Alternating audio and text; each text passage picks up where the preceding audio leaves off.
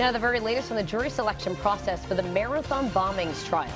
Judge overseeing the case scheduled to begin questioning individual jurors tomorrow in a Boston courtroom, but now the lawyers for surviving suspect Johar Tsarnaev are asking for another delay. Eyewitness News reporter Brian Yacono is live in our newsroom with more on how it's all related to last week's terror attacks in France. Well, good morning. Defense attorneys say too much of a parallel has now been made between the year-and-a-half-old Boston Marathon bombings and the terror attacks that unfolded in Paris just 1 week ago today. Those lawyers want the court now to suspend the jury selection process for at least a month to essentially let the anger and prejudice settle from the Paris attacks. Almost immediately after those attacks in Paris, comparisons were being made between the Kouachi and Tsarnaev brothers. We saw Boston Strong become the slogan of unity after the Marathon bombings. And over the last week, we've seen the slogan Je suis Charlie used to rally around the victims of the Paris attacks.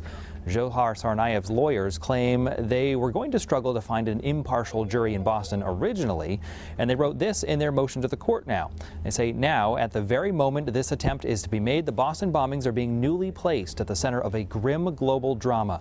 At the minimum, the court should pause long enough to let this latest storm subside. Now, keep in mind, we've seen two previous attempts by the defense attorneys to move and delay the trial altogether. Those were denied.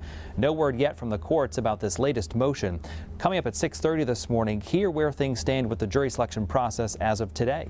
In the newsroom, Brian Yacono, Eyewitness News.